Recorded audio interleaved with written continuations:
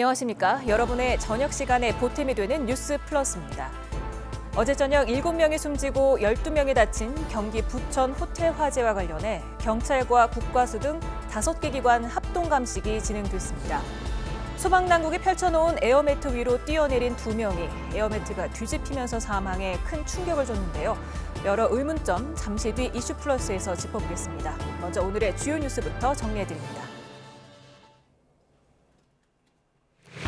19명의 사상자를 낸 부천 호텔 화재와 관련해 불이 시작된 810호를 중심으로 합동 감식이 진행됐습니다.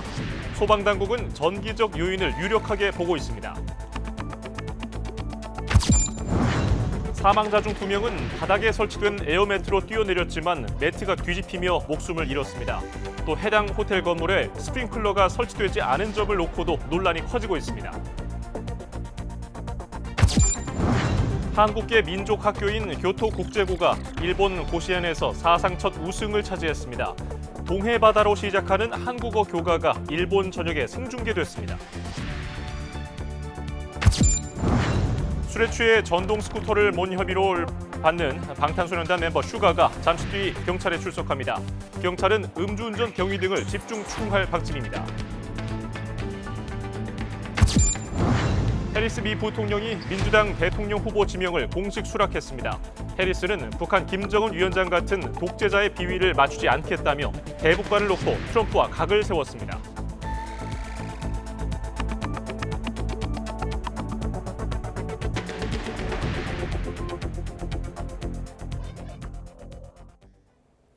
어제 저녁 경기 부천시 호텔에서 난 불로 7명이 숨지고 12명이 다쳤습니다. 소방당국은 전기적 요인으로 불이 났을 가능성이 크다고 보고 있습니다. 취재기자 연결해서 자세한 내용 들어보겠습니다. 김철희 기자. 네, 김철희입니다. 네, 오늘 이루어진 합동 감식 내용부터 전해주시죠. 네, 소방과 경찰 등 5개 기관은 오늘 오전 11시부터 1시간 30분 동안 합동 감식을 진행했습니다. 화재 감식은 화재 장소로 확인된 8층 객실을 중심으로 이루어졌는데요. 불이 난 이유를 밝히고 인명피해가 컸던 이유를 규명하는 데 집중됐습니다. 화재가 발생한 건 어제 저녁 7시 40분쯤입니다. 경기 부천시 중동에 있는 9층짜리 호텔 8층 객실에서 불이 시작된 건데요. 해당 건물에는 4층이 없어 8층으로 표기됐지만 사실상 7층입니다. 이 불로 투숙객을 포함해 호텔에 있었던 71명 가운데 7명이 숨졌고 3명이 중상, 9명이 경상을 입어 사상자 19명이 발생했습니다. 사망자 5명은 불이 시작된 곳 근처인 8층과 9층에서 발견됐고 나머지 2명은 8층에서 소방당국이 설치한 에어 매트로 뛰어내렸다가 목숨을 잃었습니다. 브리핑 내용 들어보시겠습니다. 최초에는 정상적으로 펴 있었습니다. 이제 그 요구조사분께서 그 밑으로 이제 뛰어내리면서 그게 좀 뒤집힌 걸로 이렇게 파악은 현재 되고 있는데 그거는 그 좀 더 조사를 좀 더 해봐야 될 것 같습니다. 예, 인명 피해가 컸는데요. 왜 그런지 파악이 됐습니까? 네, 현장에 스프링클러가 없었던 데다 유독가스까지 빠르게 퍼지면서 대피가 어려웠던 게 피해를 키운 것으로 보입니다. 소방당국은 64개 객실 모두에 스프링클러가 없었다며 호텔이 완공된 2004년에는 설치 의무가 없었다고 설명했습니다. 호텔에서 대피한 투숙객과 화재를 목격한 시민들도 연기가 유독 심했다고 입을 모았는데요. 에어매트로 뛰어내린 2명을 제외한 나머지 사망자는 연기 질식으로 숨진 것으로 보입니다. 관련 내용도 들어보시겠습니다. 친구가 밖에서 막 비명 지르더라고요. 수건에 물 묻히라고. 이거 물에 딱 열었는데 그때 보니까 연기가 몇 분 사이에 비상구 열었는데 비상구도 연기가 완전 꽉. 연기가 자욱하고 하늘 막 뒤덮고 막 그 8층에서 양 끝과 끝 창문에서 연기만 계속 나오고 있더라고요. 소방당국은 전기적 요인 때문에 불이 난 것으로 추정하고 있는데 더 정확한 원인은 감식 결과를 통해 드러날 전망입니다. 지금까지 사회부에서 전해드렸습니다. 이번 참사에서는 살기 위해 호텔 객실에서 뛰어내린 투숙객 2명이 소방 에어매트가 뒤집히는 돌발 상황으로 모두 숨져 논란이 일고 있습니다.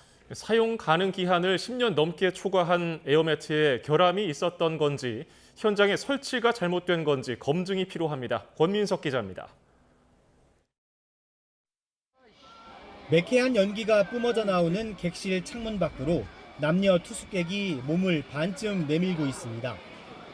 유독가스를 피해 여성이 먼저 소방 에어매트로 뛰어내렸지만 중앙이 아닌 가장자리로 떨어져 매트가 일순간 뒤집혔고 3, 4초 후 탈출을 감행한 남성은 매트를 스쳐 땅바닥으로 떨어지고 말았습니다. 살기 위해 필사의 선택을 한 이들이 모두 목숨을 잃으면서 에어매트의 안전성 논란이 커지고 있습니다. 현장에 설치된 매트는 가로 7.5m, 세로 4.5m, 높이 3m로 공기를 넣지 않은 무게는 126kg이었습니다. 10층 높이에서 뛰어도 감당할 수 있도록 제작됐다는 게 소방당국 설명입니다. 하지만 지난 2006년 지급된 매트는 7년인 사용 가능 기한을 10년 넘게 초과한 것으로 나타났습니다. 제대로 심의를 받고 매트를 재사용해온 건지 확인이 필요한 대목입니다. 또 육중한 에어매트가 구조자 낙하 시 뒤집히는 건 이례적인 현상이란 게 전문가 의견입니다. 애초부터 매트에 문제가 있었던 건지 아니면 소방대원들이 현장에 설치를 잘못한 건지 규명해야 합니다. 그럼 이게 설치상의 오류였나요? 아니면은 어떤 문제가 있었던 거죠? 주차장 들어가는 바닥이 약간 경사도가 좀 있습니다. 경사도가 있고 또 이 모서리로 떨어졌고 하는 거에 대해서 이런 뒤집어지는 현상이 어떻게 생겼는지에 대해서는 전문가 자문을 받아서 SNS에선 처음부터 매트가 거꾸로 설치된 게 아니냐는 의혹이 제기됐지만 여성이 추락한 후 뒤집힌 것으로 조사됐습니다. 매트를 주변에 묶거나 사람이 잡아줬어야 한다는 지적도 있지만 동시다발 낙하에 취약하고 추가 사고 우려도 있어 여의치 않은 것으로 파악됐습니다. YTN 권민석입니다. 경기 부천 호텔 건물에는 스프링클러가 설치되지 않아 피해를 더 키웠다는 지적이 나오고 있습니다. 의무화 이전에 지어진 곳이라 스프링클러가 없던 겁니다. 스프링클러가 설치되지 않은 곳에서 비슷한 화재 피해가 반복되며 소급 적용 확대 목소리가 나오고 있지만 현실적인 과제도 만만치 않습니다. 윤웅성 기자입니다. 19명의 사상자가 발생한 경기 부천의 8층짜리 호텔에는 스프링클러가 없었습니다. 소방시설법상 6층 이상 건물은 스프링클러 설치가 의무지만 법률 시행이 2017년 이후라서 2004년에 지어진 해당 호텔은 대상이 아니었던 겁니다. 만약에 이 객실 내에서 화재가 발생했을 때 스프링클러가 정상 작동했다라고 한다면 복도 쪽이나 다른 이제 객실 쪽으로 화재가 확대되는 것들은 충분히 어느 정도 차단이 됐을 가능성이 있다 이렇게 보는 거고요. 요양병원 등 일부 의료기관을 제외하면 설치 의무가 소급 적용되지 않는 탓에 불이 날 때마다 스프링클러 미비에 대한 지적이 반복되고 있습니다. 2018년 18명의 사상자를 낸 서울 종로 9.19시원 참사 당시에도 스프링클러가 없었던 점이 피해를 키운 원인으로 지목됐습니다. 이미 2009년부터 규모와 상관없이 모든 고시원에는 간이 스프링클러 설치가 의무화됐었지만 9.19시원은 2007년에 영업을 시작해 자동 소화 설비가 없었던 겁니다. 9.19시원 참사를 계기로 모든 고시원에 간이 스프링 설치가 소급 적용됐고 이후 고시원 화재 사망자가 연평균 3명에서 10분의 1 수준으로 뚝 떨어졌습니다. 그만큼 스프링클러가 화재 피해를 줄이는 데 효과가 있다는 건데 결국 비용이 문제입니다. 오래됐거나 규모가 작아서 스프링클러 의무 설치 대상에서 빠진 곳들은 보통 영세하기 때문에 비용이 큰 부담입니다. 게다가 신규 설치가 아니라면 천장을 뜯고 공사를 하는 동안 영업을 할 수도 없습니다. 단순히 그냥 스프링클러 헤드만 설치를 해서 끝나는 일이 아니라 그 안쪽에 배관이라든지 또 물을 공급해주는 수조라든지 여기 또 펌프라든지 이런 여러 가지 설비들을 다 갖춰야 되기 때문에 기존 건축물에 이런 것들을 적용하게끔 하는 것들은 사실 생각처럼 쉬운 일은 아니거든요.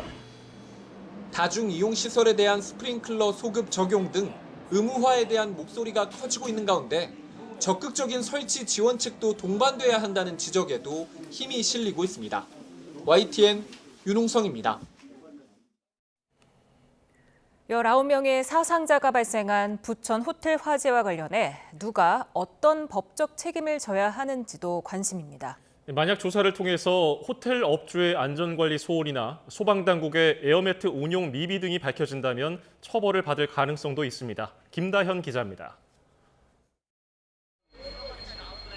불이 난 경기도 부천 호텔에 머물던 2명은 소방당국이 펼친 에어매트로 뛰어내렸지만 숨졌습니다. 한 명이 모서리로 떨어지면서 매트가 뒤집혔기 때문입니다. 만약 소방대원이 매트 운용을 잘못했거나 제품에 결함이 있다는 사실이 드러나면 업무상 과실치사로 처벌받을 가능성이 있습니다. 소방 매트라고 하면은 그 안전성이나 장비의 그런 운용에 있어서 업무상 주의가 있기 때문에 업무상 과실치사 문제가 나올 것으로 보이고, 안전관리 의무가 있는 호텔 업주가 화재 예방과 대응을 적절히 했는지도 따져봐야 합니다. 다른 호텔 수준으로 정말 소방업계가 이렇게 지켜진다는 수준으로 관리 소홀이 없는지를 본인이 이제 입증을 해야 되겠죠. 조사하면서 또 밝혀질 것이고요. 19명 사상이라는 큰 인명피해가 발생했고 일부 투숙객들은 짐도 제대로 챙기지 못한 채 대피했던 만큼 금전적 배상을 어떻게 받을 수 있는지도 관심입니다. 숙박업소는 의무적으로 화재보험에 가입해야 해서 피해자들은 일단 보험을 통해 배상받을 것으로 보입니다. 다만 배상 범위는 지급 규정에 따라 달라질 수 있는데 피해자들이 보험금이 부족하다고 판단할 경우 호텔 업주 등을 상대로 손해배상 소송을 제기할 수도 있습니다. 전문가들은 민형사상 절차에 돌입하기 위해서는 정확한 경위 파악이 필수라며 무엇보다 화재 원인 조사의 중요성을 강조했습니다. YTN 김다현입니다.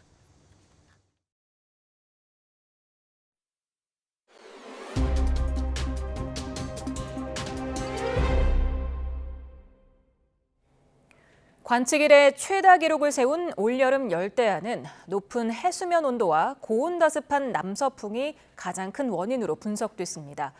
마치 식지 않는 열 이불을 덮고 있는 것과 같다는 건데요. 당분간 무더위가 지속할 것으로 보이지만 끝이 보이지 않던 열대야는 다음 주 후반 잠시 주춤할 거라는 기상청 분석이 나왔습니다. 정혜영 기자의 보도입니다. 끝이 보이지 않는 올여름 무더위. 한낮 폭염뿐 아니라 밤 더위가 심해지며 곳곳에서 역대 열대야 기록을 새로 썼습니다. 서울 등 내륙에 한 달 이상 열대야를 지속하게 한 가장 큰 원인은 끊임없이 유입된 덥고 습한 수증기입니다.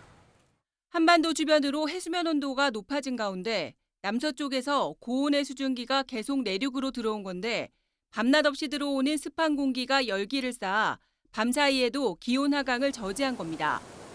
수증기가 쌓여 마치 열 이불 역할을 한 셈입니다. 열을 일단 먹게 되면 쉽게 또 사그러지지 않거든요. 그래서 물이 축축한 수증기가 많이 증발해 있는 이러한 공기를 우리가 이제 맞이할 때는 열이 이불처럼 덮고 있는 거죠. 관측 이래 최다 기록을 세운 올여름 열대야는 당분간 더 계속되겠습니다. 특히 다음 주 초반에는 일본을 향하는 10호 태풍 산산에서 동풍이 유입돼 일시적으로 폭염과 밤 더위가 심해질 것으로 보입니다. 하지만 태풍이 지난 뒤에는 한반도 북쪽에서 찬 공기가 내려와 낮더위는 물론 열대야도 잠시 주춤할 가능성이 있습니다. 역대급 기록을 세우고 있는 서울의 열대야 최장 기록이 다음 주 후반 40일을 넘긴 뒤 끝이 날 수도 있는 겁니다. 다음 주 중반부터 후반까지 우리나라는 북쪽에서 남하하는 찬 공기의 영향을 받아 더위가 일시적으로 완화될 가능성이 있겠지만 기상청은 그러나 가을이 시작하는 9월에도 초반까지 30도를 오르내리는 고온과 함께 열대야가 나타나는 곳이 있겠다며 길게 이어지는 무더위에 대비해달라고 당부했습니다. YTN 정혜윤입니다. 어제 하루 온열 질환자가 새로 35명 발생해 올해 누적 환자가 3,058명으로 늘었습니다. 올해 온열 질환으로 인해 숨진 것으로 추정되는 사람은 28명으로 조사됐습니다. 질병청은 온열 질환자 10명 중 1.7명이 오후 6시부터 새벽 6시 사이 야간에 보고됐다며 밤 시간대에도 주의를 기울여야 한다고 강조했습니다. 경남 남해안 양식장에 고수온 피해가 계속 커지고 있습니다. 경상남도는 거제시 등 4개 시군에서 양식어류 1,298만여 마리가 폐사해 하루 사이 2배 넘게 급증했다고 밝혔습니다. 경남 남해안 일대에는 현재 고수온 경보가 내려져 있습니다. 새 아파트 선호 현상이 짙어지고 있는 가운데 부동산 시장에는 얼어 죽어도 신축, 얼죽신이라는 신조어까지 등장했습니다. 젊은 세대를 중심으로 단지 내 커뮤니티 시설을 중시하는 분위기가 확산한 점이 영향을 미친 것으로 보입니다. 최도희 기자가 다녀왔습니다. 22주 연속으로 오른 서울 아파트값 상승세 속에서도 시세 회복이 더딘 편에 해당하는 노원구. 준공 5년 이내인 이 신축 아파트는 전용 면적 84제곱미터가 지난달 12억 원에 거래되며 1년여 만에 1억 원 올랐습니다. 바로 길 건너에 있는 1980년대 지어진 구축 아파트는 사정이 다릅니다. 전용 면적 79제곱미터가 지난달 7억 1,500만 원에 거래되며 올해 초보다 오히려 3천만 원 넘게 내렸습니다.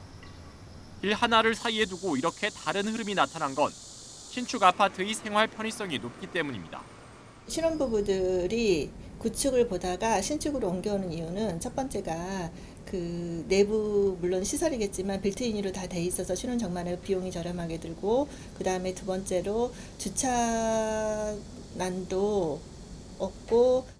한때 구축 아파트에 살면서 재건축 이후 시세 차익을 노리는 이른바 몬테크가 인기였지만 최근엔 얼어 죽어도 신축, 이른바 얼죽신이라는 신조어까지 등장할 정도로 신축 아파트 선호 현상이 뚜렷합니다. 실제로 준공 5년 이내에 해당하는 서울 신축 아파트 값은 관련 통계가 집계된 2012년 이후 가장 높은 상승률을 보였습니다. 준공 20년이 넘은 구축 아파트 값 상승률과 비교해보면 차이가 더 뚜렷한데 준공 5년 이내 신축 아파트 값의 상승률이 2배 이상 더 높습니다. 이렇게 신축 아파트가 인기인 이유는 공사비 상승으로 분담금이 대폭 오르며 재건축 단지 인기가 하락했기 때문입니다.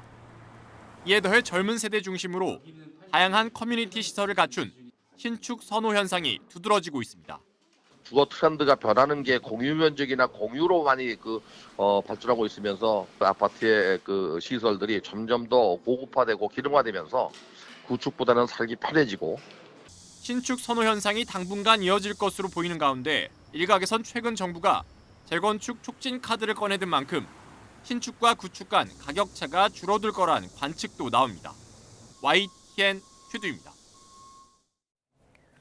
정부는 지난 8일 발표한 주택공급대책 후속 입법과 관련해 다음 달 중으로 법안 발의 작업을 마무리하기로 했습니다.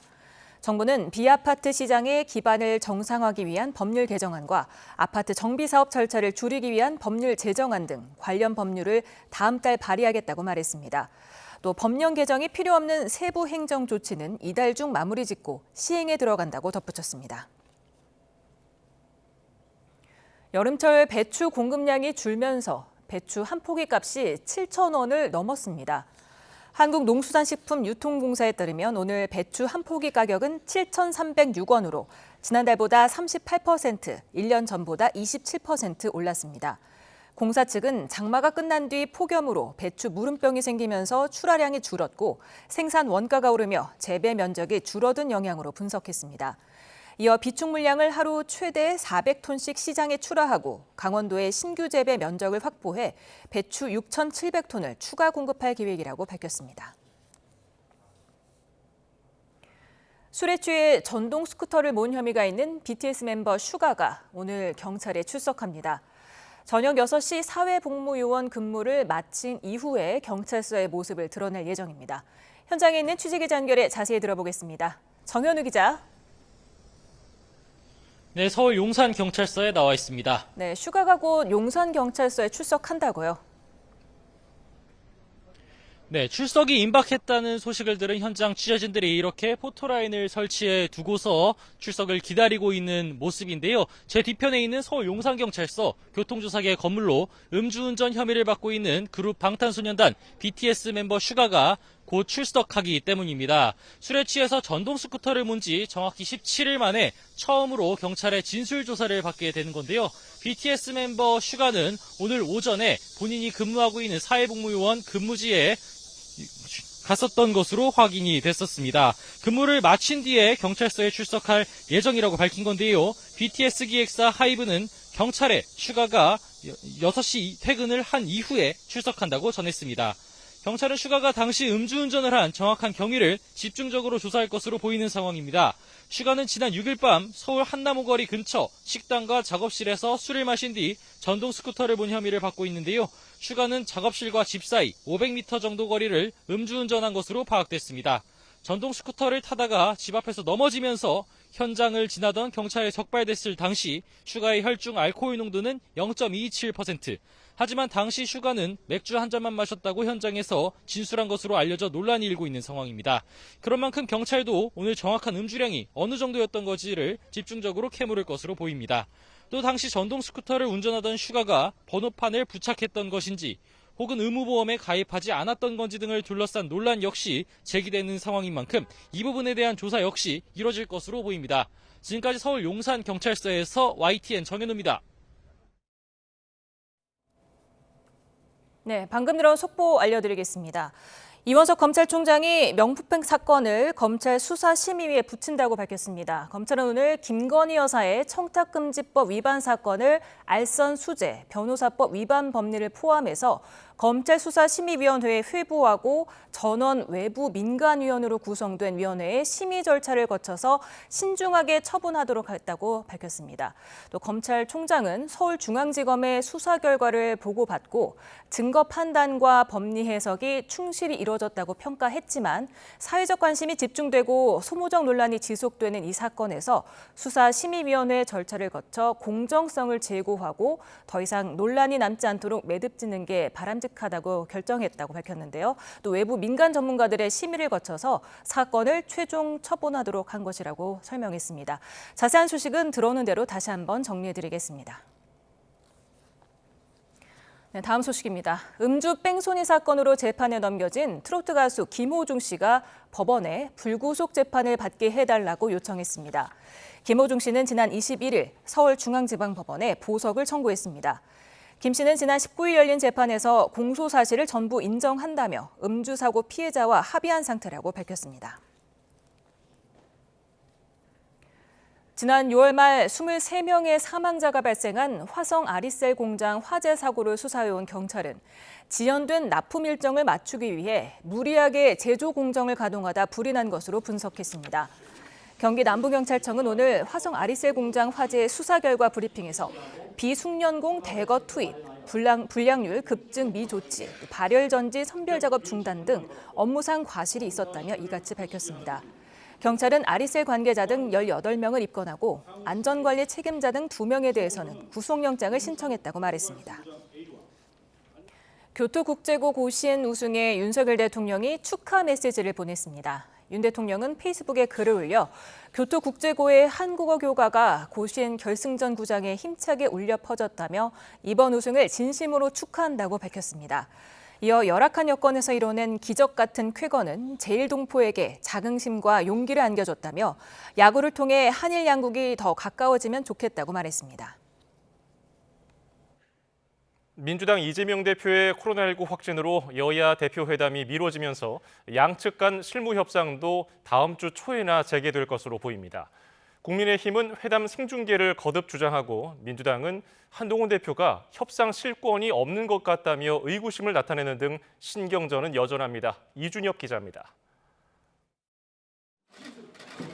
국민의힘은 여야 대표회담 생중계를 거듭 요구하며 회담 성과를 위해선 추가 비공개 협의라도 가능한 것 아니냐고 뒷받침했습니다.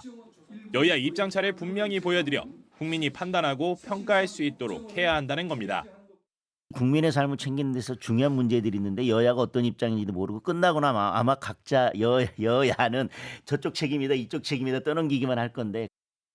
연일 생중계 주장에 민주당은 한 대표가 실질적인 결정권이 없으니 파투를 내거나 쇼로 만들고 싶은 것 아니냐며 의심하고 있습니다.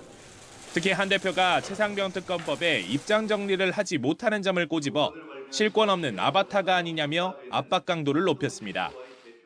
말로만 윤석열 아바타가 아니라고 하지 말고 행동으로 보이시기 바랍니다. 윤석열 아바타 쇼 중계에 전파 낭비를 할 필요는 없을 것입니다. 여야 대표회담은 민생을 논의하는 자리지 한 대표 당내 입지 해결을 위한 도구가 아니라며 파기 가능성도 내비치고 있습니다. 실무적으로 회담에서의 어떤 그 성격과 내용, 의제 조율이 안 되면 파기될 수도 있는 것이죠. 뭐든지. 이에 여당 핵심 관계자는 파기 언급은 대단히 유감이라며 하루라도 빨리 실무 협의를 시작하면 좋겠다는 마음에 연락을 기다린다고 강조했습니다. 한동훈 대표가 제가 보기에 생중계가 되지 않으면 회담을 할 수 없다 이 정도의 완고하게 주장하는 건 아닌 것 같아요. 양측 일정을 고려하면 여야 대표회담은 이르면 다음 주 후반 또는 9월 초로 밀릴 것으로 예상됩니다. 계속되는 양측 간 설전을 협상 주도권을 주기 위한 기싸움으로 보는 해석도 적지 않습니다.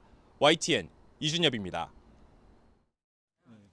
오동훈 고위공직자범죄수사처장이 김건희 여사의 명품 가방 사건과 관련해 알선 수재 혐의가 성립할지 검토하겠다고 밝혔습니다. 오 처장은 오늘 국회 법사위 전체 회의에서 영부인이 명품 가방이나 화장품을 받으면 되느냐는 더불어민주당 서영교 의원의 질문에 공수처에 같은 사건이 알선 수재 혐의로 고소돼 있다며 이같이 말했습니다. 공무원의 직무에 관한 알선으로 금품을 수수할 경우 5년 이하 징역이나 1,000만 원 이하 벌금에 처할 수 있습니다. 김건희 여사에게 명품 가방을 건넨 최재영 목사가 검찰에 수사심의위 소집을 요청했습니다. 최 목사는 김 여사에게 준 선물이 접견 수단이라는 명목도 있지만 청탁 의미도 섞여 있다며 처음부터 통일운동과 남북 문제를 자문하기 위해서라고 만나는 목적을 밝힌 만큼 직무 관련성이 부인될 수 없다고 주장했습니다. 국회 법사위는 심우정 검찰총장 후보자 인사청문회를 다음 달 3일 열기로 의결했습니다. 국민의힘은 후보자의 정책 능력을, 더불어민주당과 조국혁신당은 도덕성을 검증하는 데 주력할 것으로 보입니다. 사법연수원 26기로 지난 2000년 검사로 임관한 심 후보자는 대검 차장검사와 법무부 차관을 역임했고 지난 11일 차기 검찰총장 후보로 지명됐습니다. 내일이면 일본이 후쿠시마 원전 오염수를 바다로 방류하기 시작한 지 딱 1년째 되는 날입니다. 대통령실은 지난 1년간 안전 기준을 벗어난 사례는 없었다며 야당이 괴담의 근원지라고 비판했고 민주당은 오염수는 5년 뒤에나 우리 바다에 도착한다고 맞받았습니다. 권남기 기자입니다. 일본 도쿄전력이 결국 후쿠시마 제1원전 오염수 해양 방류를 예정대로 강행했습니다. 1년 전 일본은 후쿠시마 원전에 보관하던 오염수를 바다로 내보내기 시작했습니다. 당시 도쿄전력은 오는 2051년까지 약 30년에 걸쳐 방류를 마친다고 밝혔는데 야권을 중심으로 반발이 거셌습니다. 핵폐기물 해양 투기라며 대규모 집회를 열었고 윤석열 정부를 공범이라고 몰아붙였습니다. 일본의 이런 폐악질을 가장 선두에서 합리화시켜주고 지지한 사람이 누굽니까? 1년이 지난 뒤 대통령실은 야당을 향해 괴담의 근원지다, 방류된 건 야당의 괴담이라며 맹공을 퍼부었습니다.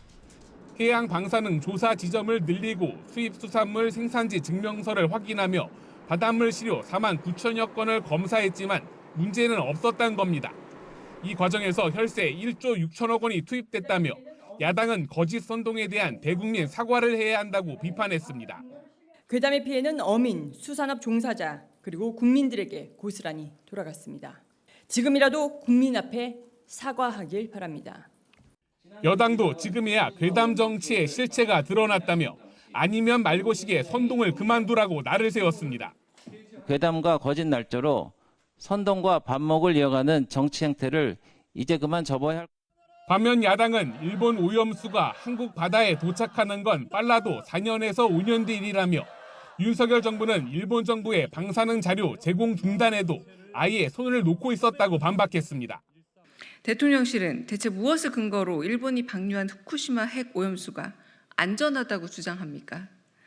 광복절 경축사 때부터 일본 관련 이슈가 연이어 불거지는 가운데 다음 달 기시다 총리 방한 가능성까지 나오며 대일 논란은 당분간 이어질 전망입니다.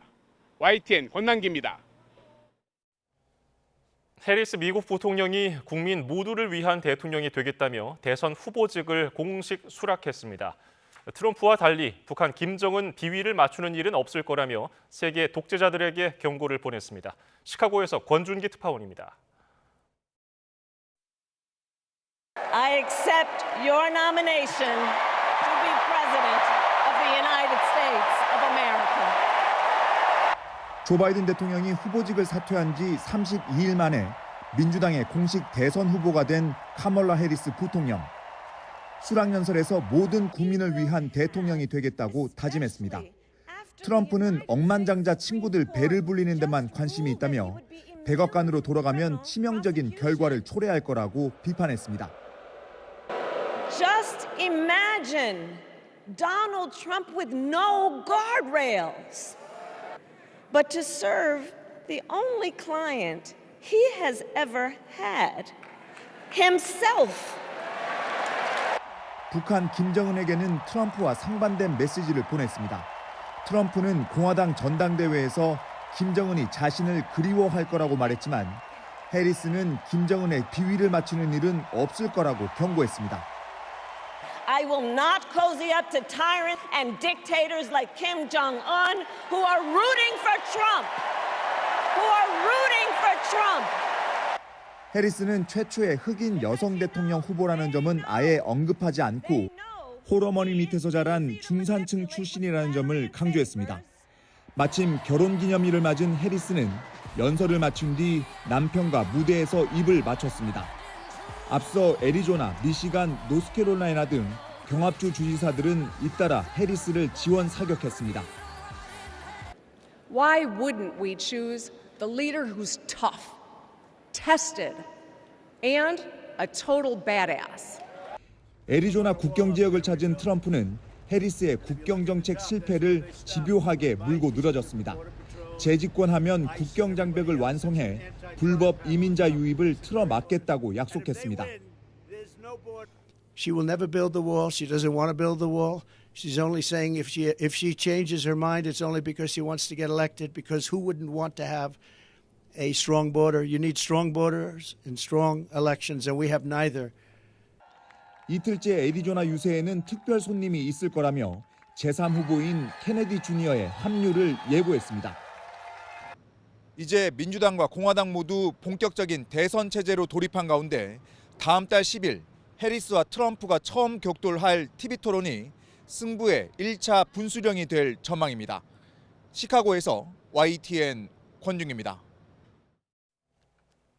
동해안 일대에서 북한 김정은 국무위원장 소유의 호화 유람선 여러 대가 운항 중인 정황이 위성 사진을 통해 포착됐습니다.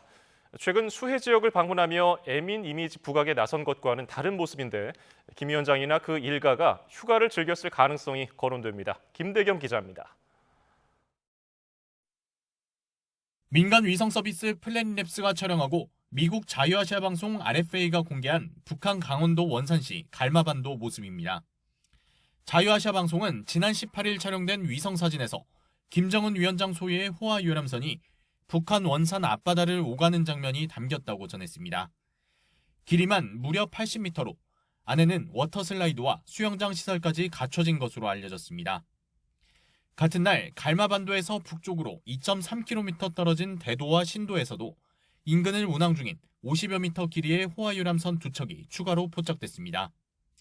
원산별장 인근에 있는 김정은 소유의 호화 유람선 4척 가운데 3척이 운항 중인 것으로 파악된 겁니다. 누가 타고 있는지는 확인되지 않았지만 김 위원장의 유람선으로 밀어 김 위원장 일가가 이곳에서 휴가를 즐겼을 가능성이 제기됐습니다. 원산은 김정은 위원장이 어린 시절을 보낸 곳이고 특각 중에서도 가장 호화롭고 또 가족 단위로 대중과 분리돼서 휴가를 보낼 수 있는 대형 루트가 여러 척이 있기 때문에 원산이 가장 휴가지로서는. 앞서 북한은 대형 수해에도 김정은의 애민 이미지 부각에만 열을 올릴 뿐 정작 책임은 일선에 돌리는 모습을 보이기도 했습니다.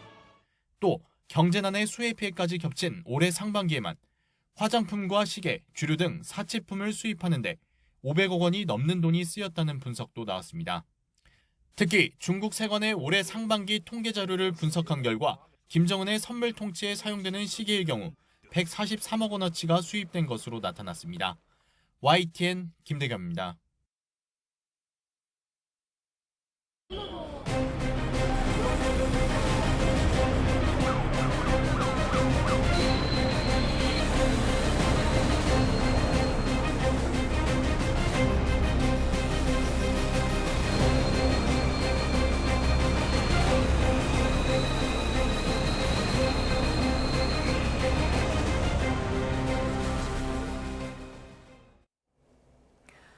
네, 어제 저녁 부천 호텔 화재로 7명이 숨지고 12명이 다치면서 화재 원인과 또 이렇게 많은 인명피해가 발생한 이유가 뭔지 의문점이 많습니다. 특히 에어매트 위로 떨어진 남녀 2명이 모두 숨져서 충격을 안겼습니다.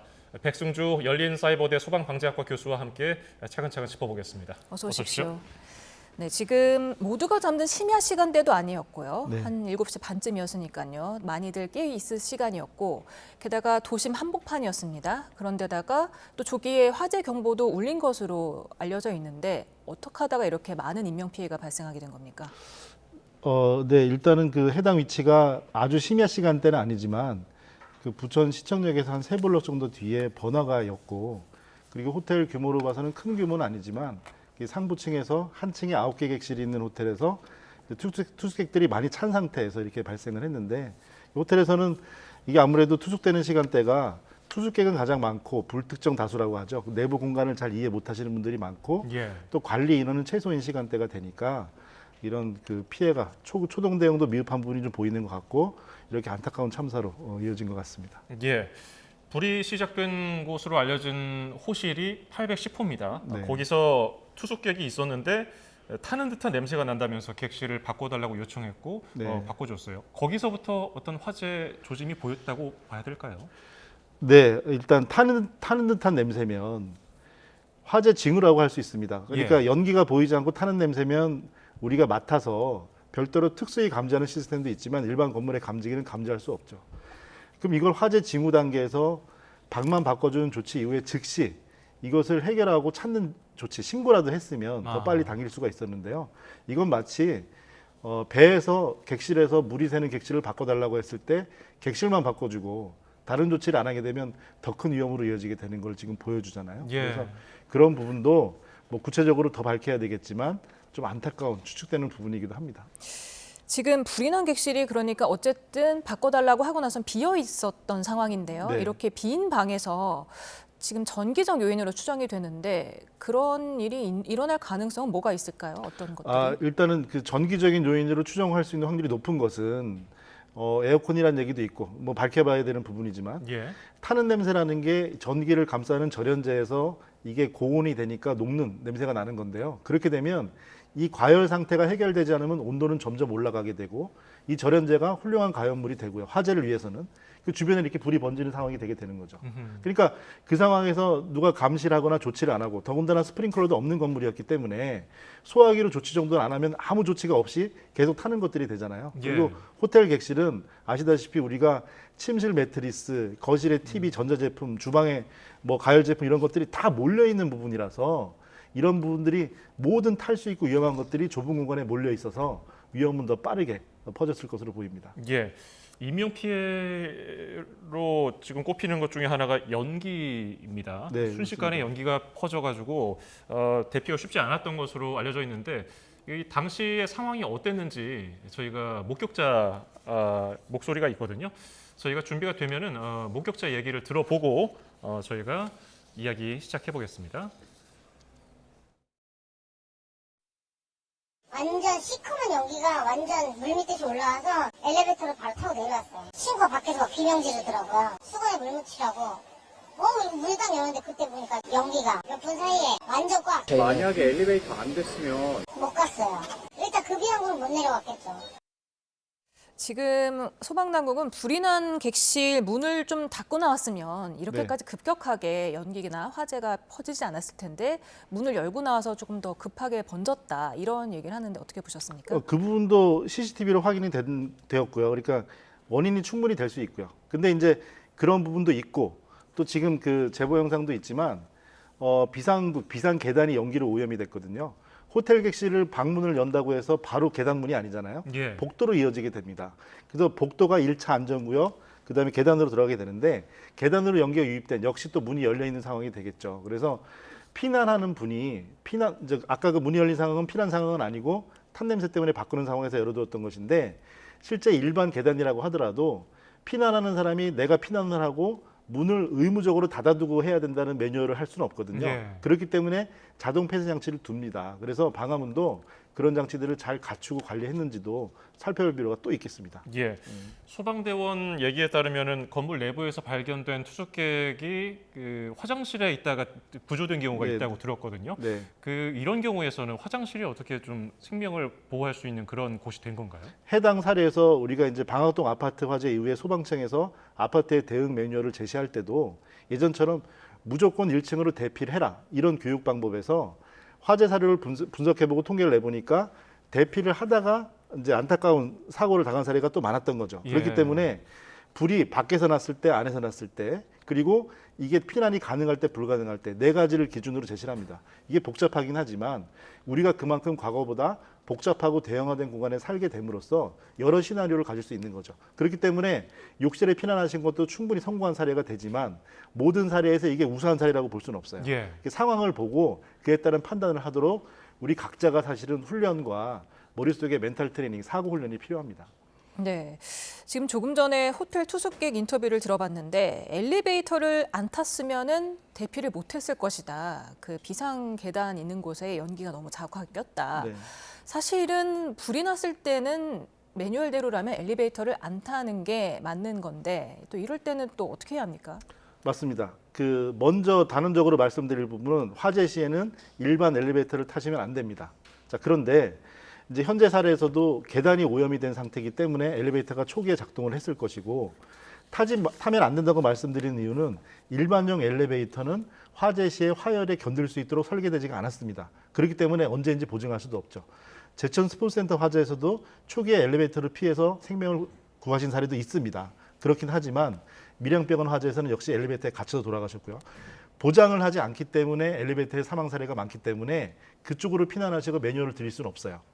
다시 말씀드리지만 이 해당 건물이 안타까운 부분은 10층 이상이 아니기 때문에 계단을 기계적으로 보호하는 특별 피난 계단은 아니지만 예. 피난 계단 5층 이상으로서 불에 견디는 방화문과 내화 구조로 충분히 지어져 있는 건물이기 때문에 그거를 관리하고 잘 사용하면 오염될 일은 없었습니다. 그래서 그런 부분이 가장 안전하게 피난 경로를 만들어줄 수 있는 시설인데 실패한 부분이 안타깝습니다. 지금 교수님도 말씀하셨지만은 네. 상황에 따라서 그게 대처하는 훈련을 해야 된다고 말씀하셨어요. 근데 네. 현실적으로 그게 어렵거든요. 네, 그러면은 맞습니다. 여러 가지 화장실에서 대피해 있기, 계단으로 도망치기, 혹은 다른 탈출 경로를 찾기 여러 가지 중에서 한 가지만 기억해야 된다면 뭐가 있겠습니까? 가장 먼저는 예를 들어 투숙을 할 때는 아까 불특정 다수라고 했는데 내부 공간을 모르잖아요. 예. 그러면 머릿속에 시나리오, 멘탈 트레이닝을 합니다. 화재 시나리오를 그리고 가장 완벽한 거는 계단으로 피난하는 거죠. 계단. 그러면 계단문의 유도등 위치를 파악하고 그 계단문을 잘 닫아두고 관리하고 있는지도 봐야 되고 아니면 신고해야 됩니다.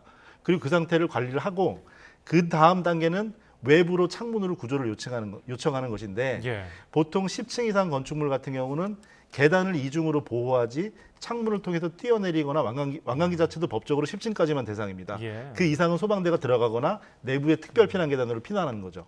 여기 같은 건물 같은 경우도 8층이면 상당히 높은 위치거든요. 그러니까 에어매트 같은 것도 완벽히 안전한 대책이 아니고요. 에어매트를 제대로 사용하거나 아니면 긴급할 때 사용했어도 골절이나 사망 사례들이 있었습니다. 그래서 가운데 뛰어내리고 제대로 사용이 됐었어도 위험한 부분이기 때문에 첫 번째는 계단 말씀드리고요. 두 번째는 창문으로의 구조 요청. 그리고 마지막으로는 실내에서 구조를 기다리는 욕실 같은 방법.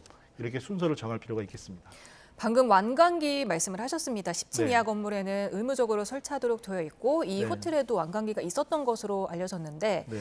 사실 완강기가 이름만 들어봤지 어떻게 생겼는지, 어디에 있는지, 어떻게 써야 하는지 모르는 사람이 대부분 아닙니까? 맞습니다. 네, 우리가 이제 완강기가 사실은 저도 안전 시설이 충분히 갖춰진 상황에서 훈련 상황에서만 사용을 해봤지. 예. 당연히 이제 화재 상황을 맞닥뜨릴 일이 없었지만 일반 분들은 써볼 일이 없잖아요. 완강기 자체도 상당히 위험한 장비고요. 그러다 보니까 10층까지만 사용하도록 하고 있습니다. 그런데요, 좀 살펴볼 일이 완강기 설치를 면제하는 경우가 있습니다. 우리가 초등학교, 고등학교 때 보면은 양방향 피난, 항상 계단을 양쪽으로 만들어 두고 교실문도 양쪽으로 돼 있고 창문과 복도도 두 개로 만듭니다. 피난할 수 있는 경로를 양방향으로 만들어 두면 완강기 설치를 면제해 주고 있습니다. 그런데 계단을 두 개 만들지 않고 다른 공간으로 활용도를 높이기 위해서 완강기가 일색화가 돼 있는 거죠. 그렇기 때문에 건축법이나 소방법에서는 여러 가지 방향을 제시하고 있지만 그중에서 가장 안전을 등한시하고 상업성이나 사용성만 중시하는 이런 추세에서는 답을 찾을 수가 없습니다.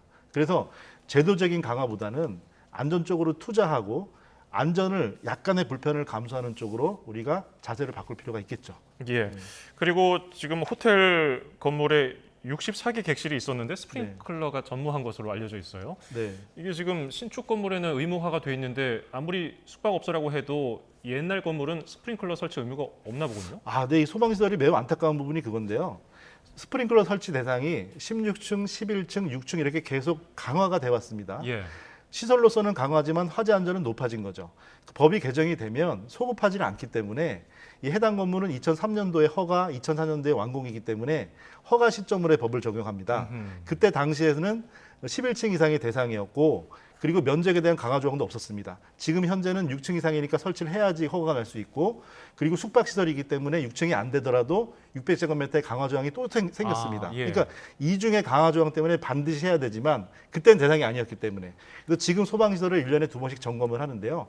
점검을 할 때도 그때 지어진 법으로 점검을 합니다. 90년도에 지어졌으면 90년도 법으로 점검을 하는 거죠. 그렇기 때문에 이렇게 국민의 재산을 보호한다는 명목으로 소급한다는 것이 과연 정말 국민의 재산을 보호하는 것인가? 이렇게 인명위를 위해하는 것이 이런 부분에서는 좀 우리가 소급도 검토해 볼 필요가 있습니다. 네, 스프링클러가 있었다면은 이 정도 인명 피해는 발생하지 않았을 것이라서 더욱더 안타까움을 주는데 사실 스프링클러 의무 대상이 아니라 할지라도 무슨 뭐 방독면을 구비한다든지 다른 대안을 좀 준비했어야 되는 거 아닙니까? 최근 들어서 또 전기차 화재 등으로 화재에 대한 경각심이 높아지지 않았습니까? 네, 사실은 완강기 정도만 해도 위험성 정도로만 따지면 공기안전 매트보다는 매우 안전합니다. 로프를 가슴에 튼튼히 매달고 앙카를 받기 때문에 그런 부분이 있고요. 그리고 말씀하신 그런 부분, 법적으로 허가가 되냐 안 되냐를 따질 것이 아니고 화재 안전, 인명 안전으로 어떤 것이 좋다고 하면 우리가 칼라 TV, LED 등 브라운관 모니터 같은 것들은 계속 바꾸잖아요. 법으로 바꾸기 안 돼 있어도. 그러니까 안전하고 우리한테 더 이게 생명을 유지시켜 준다면 적극적으로 법에 없어도 바꾸는 자세가 필요하죠. 예. 자, 그런가 하면은 사망자 7명 중에 2명은 에어매트에서 뛰어내렸다가 숨진 것으로 알려져서 더 안타까움을 더하고 있는데요. 당시 상황에 대한 소방당국 브리핑 듣고 오겠습니다. 창문이 열려 있는 그 층이 거긴데 에어매트는 아주 정상적으로 설치를 했습니다. 큰 거로 10층 이상용으로 정상적으로 설치했는데 모서리로 떨어지면서 이게 이렇게 뒤집히는 현상이 생긴 게 처음에 이제 일본 SNS나 이런 데에 뒤집어서 설치를 했기 때문에 그랬다, 문제가 생겼다, 뭐 이런 식으로 알려졌는데 주차장 들어가는 바닥이 약간 경사도가 좀 있습니다. 경사도가 있고 또 이 모서리로 떨어졌고 하는 거에 대해서 이런 뒤집어지는 현상이 어떻게 생겼는지에 대해서는 전문가 자문을 받아서 연구를 할 계획입니다. 네. 지금 많은 분들이 에어매트가 뒤집혔다는 게 대체 뭔가 의아하셨을 것 같습니다. 실제로 보지 않고서는 제대로 이해가 안 갔을 정도인데요. 교수님은 에어매트 뒤집히는 걸 혹시 보신 적이 있으십니까? 네, 제가 본 적이 없어서 이제 저도 급하게 오늘 이렇게 찾아봤는데 해외 사례도 없고요. 이게 매우 특이한 상황이라 지금 해외 언론에서도 이 부분을 다루고 있습니다. 에어매트가 가운데, 다시 말씀드리지만 한 명이 정확히 가운데 떨어지고 그리고 다리보다는 엉덩이부터 떨어지고요. 그리고 떨어지고 나서 이게 원형을 유지할 때까지 20초까지 기다렸다가 원형이 유지가 된 상태에 다시 사용을 해야 되는 이런 상황이라서 이런 사용법 때문에 미숙해서 골절이나 사망사고가 이어진 거는 덜어 있었습니다. 그런데 뒤집힌 사례는 저도 못 찾았어요. 그러니까 이 상황을 지금 분석을 해보면 지금 저기 화면이 영상이 있는데 지금 보시죠. 네, 지금 보면 이제 당초에 저렇게 글씨가 거꾸로 돼 있는 건 뒤집어진 다음의 상태고 우측의 모습을 보면 저 에어매트가 설치된 바닥이 오른쪽이 지하 주차장 입구였어요. 바닥이 약간 경사가 졌죠. 그런데 이제 처음에 뛰어내리신 분이 이렇게 가운데로 적극적으로 멀리 뛰신 게 아니고 소극적으로 떨어지시는 부분이 건물에 붙어 떨어지다 보니까 모서리 주차장 입구 쪽으로 떨어지게 된 거죠. 그렇게 되니까 밑에 빈 공간이 있으니까 지렛대의 원리로 이게 순간적인 힘을 받아서 일어서게 되고요. 그 상황에서 또 다시 뒤에 떨어지신 분은 불과 3초 차이 정도이신 걸로 봐서 아마도 뛰어내리는 동작을 연이어 바로 하신 것 같아요. 그렇기 때문에 오히려 서 있는 상태에서 또 더 큰 피해가 이렇게 되신 건데 저런 상황은 해당 위치를 에어매트를 평평한 데 설치할 수 있는 것도 아니었어요. 왜냐하면 떨어질 수 있는 위치에 설치해야 되는 거잖아요. 평평한 곳으로 나갈 수가 없는 부분이고 그리고 해당 건물에서 바닥에 고정을 하게 되면 경사면에 고정을 하게 되면 에어매트가 비뚤어지게 되겠죠. 예. 그리고 고정을 하는 매뉴얼은 없습니다. 그리고 에어매트 제조 기준, 기술 기준에도 고정 장치를 따로 두진 않습니다. 왜냐하면 이게 가운데 떨어지고 평탄한 상태에서 뒤집어질 일은 없거든요. 근데 무조건 이게 떨어진 상태가 상황이 잘못이라고만 해버리면 이 상황이 또 생길 수 있잖아요. 그렇기 때문에 잘못이 없다, 뭐 개선점이 없다고 할 게 아니고 이걸 앞으로 어떻게 좀 해결해야 될지는 연구를 좀 거듭하고 고민해봐야 될 것 같습니다. 예, 지금 저희가 뭐 3D로 구현한 그래픽도 보여드렸고 네. 지금 뒤집힌 모습이 보인 뛰어내린 다음에 뒤집힌 그런 에어매트도 보여드리고 있는데 혹시 이 구조자가 매트에 닿을 당시 뒤집히지 않도록 옆에서 잡아줘야 되는 거 아니냐 이런 얘기도 있던데 그건 맞는 얘기입니까? 아 그거는 왜냐하면 떨어지는 순간에 지금도 보면은 착지점을 제대로 못 잡았을 때는 충돌 사고가 납니다. 근데 1인 사용을 하는 이유도 뭐냐면 두 명이 뛰어내렸을 때 무게보다도 중요한 거는 서로 부딪히는 골절 사망 사고가 이어지죠. 뭐 갈비뼈가 부러져서 폐가 찔려서 출혈로 사망한 사례도 있고요. 그래서 안전하게 떨어지면 가운데 떨어져야 되고 그리고 누가 붙잡아야 된다는 매뉴얼을 정하게 되면 오히려 그 충돌 때문에 떨어질 때 속도는요 8층 높이면 계산을 해보면 시속 80km의 속도에 달합니다. 그러니까 브레이크처럼 속도가 줄어드는 게 아니고 일시에 떨어지는 충격이기 때문에 엄청나게 큰 힘이죠. 지금 현장에 설치된 매트가 가로 7.5, 세로 4.5, 높이 3m로 126kg이라고 저희 취재진이 확인을 해줬는데 이게 10층 높이에서 뛰어도 감당할 수 있도록 제작이 된 거다 이렇게 설명을 했습니다. 하지만 2006년에 지급됐고 7년인 사용 기한을 10년 넘게 초과했다. 이렇게 했는데 이거 알고도 쓰면은 이거 문제 되는 거 아닙니까? 그 크기와 내용 연수 말씀하셨는데요. 먼저 크기 먼저 말씀드리면 성능 인증 기술 기준을 소방청에서 제시하고 있는데 5층형 지금 크기가 그 절반 정도보다 조금 큰 가로 세로 3.5m에 5층까지만 쓸 수 있는 에어매트를 정하고 있습니다. 10층을 정한 거는 정하지 않은 이유는 뭐냐면 말씀드린 대로 위험한 상황에서만 긴급하게 써야 되기 때문에 이 크기가 넓은 것들이 일반화가 될 수 있기 때문에 그렇습니다. 그러니까 지금처럼 8층에서 뛰어내리는 상황은 상황 자체가 매우 위험한 상황입니다. 그렇기 때문에 이제 그 크기 자체가 고층용이 맞고 10층 이상이라기보다는 10층 이상은 아니고 최대 10층까지 사용할 수 있는 정도의 크기가 되겠죠. 그리고 내용 연수 같은 경우는 지금 소방장비 내용 연수의 에어매트 같은 경우는 7년으로 정해져 있습니다. 그런데 우리가 예를 들어 그 내용 연수 정해진 부분에서는 소방차는 10년이고 소방용 이륜차는 8년이에요. 그러니까 내용 연수가 된다고 무조건 다 바꾸진 않고 불용 심의를 거칩니다. 이거를 그만 폐기를 할지 더 쓸 수 있는지. 근데 반면에 또 살펴보면요. 그래서 더 쓴 게 무조건 잘했다기보다 불용을 길게 쓰면 불용하지 않고 이거를 다시 쓰게 되면 예산 절감이 되겠죠. 그래서 우리 정부에서는 꼭 소방청만이 아니라도 정부 물품의 내용 연수를 불용하지 않고 더 쓰는 것을 일부 장려하는 측면이 있습니다.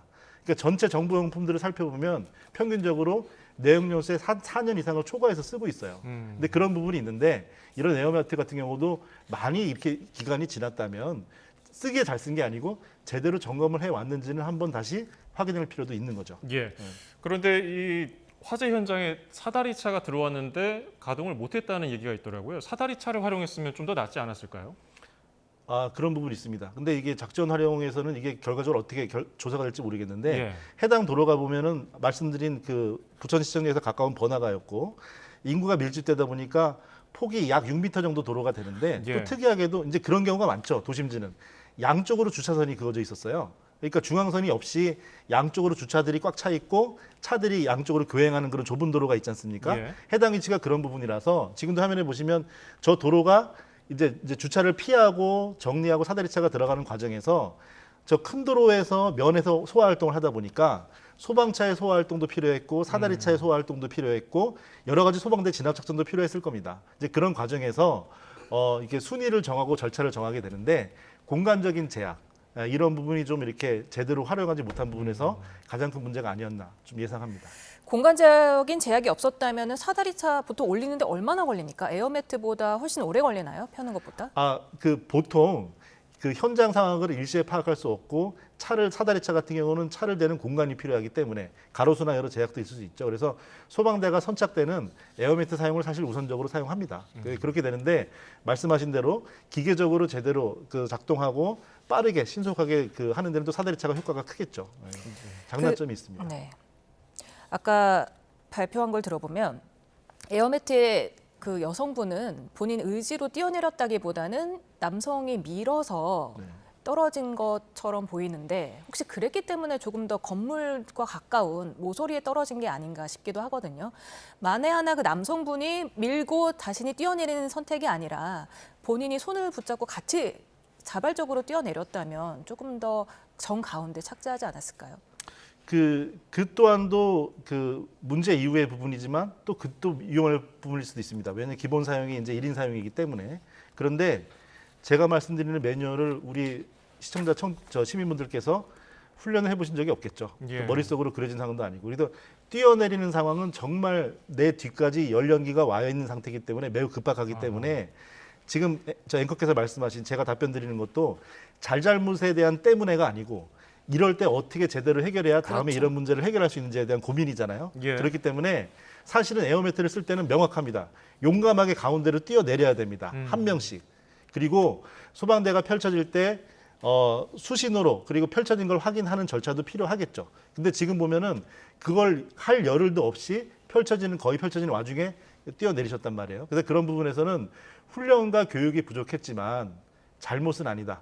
이 말씀 좀 드리고 싶습니다. 예. 개선해야죠. 네, 이런 것들을 근데 훈련을 누가 받겠습니까? 네. 이런 걸 받아본 적도 없고 네. 들어본 적도 없습니다. 사실 한 명씩 뛰어내려야 되는 것도 아마 대부분 사람들이 몰랐을 거고요. 네. 사실 그 현장에 많은 사람들이 있을 경우에는 누가 먼저 뛰어내려야 되는지 순서를 정하는 것도 사실 쉽지 않잖아요. 그렇죠. 내가 먼저 뛰어내릴게라고 다른 사람에게 말을 할 수도 없는 노릇 아니겠습니까? 맞습니다. 어떻게 해야 합니까? 그럴 때 어떤 신호를 받아야 됩니까? 우리가 과거에 시민회관 화재 그 사진을 전해지는 사진을 보면 아이를 밖으로 집어던지는 사진이 있습니다. 열 연기가 내 뒤에까지 왔을 때는 사람은 패닉에 빠지고요. 그 또한 그의 생명을 구하기 위해서 하신 거겠죠. 우리가 이제 멘탈 트레이닝이라고 하는데요. 사고 훈련입니다. 머릿속으로 최악의 시나리오를 그려봐야 되고요. 그 시나리오를 바꿔가면서 머릿속으로 훈련을 하면 긴박할 때 동물적인 상황에서 행동으로 이어질 확률이 높아지게 됩니다. 또 말씀드리지만 한두 가지의 요령으로 할 수 있는 정도로 건물이 지금 단순하지가 않아요. 우리가 생활하는 공간이 아파트, 학교, 관공서, 호텔 여러 가지 형태로 다양하기 때문에 그 시나리오에 대한 개발, 교육은 안전 전문가들이 해야 될 일이죠. 하지만 그에 또 적극 임하고 평소에 훈련을 해두시는 것은 또 우리 시민분들이 하셔야 될 일이 아닌가 싶습니다. 소방서에서는 이 에어매트 관련해서 어떤 훈련을 하고 있습니까? 소방서는 그 실제 상황과 똑같이 그 도착했을 때 에어매트를 놓고 펼치고 그리고 그에 따라서 그 가운데로 유도를 하는 위치를 하고 있는데요. 에어매트는 설치 위치가 중요합니다. 우리가 에어매트 설치 위치는 법적으로 정해놓고 있질 않아요. 예.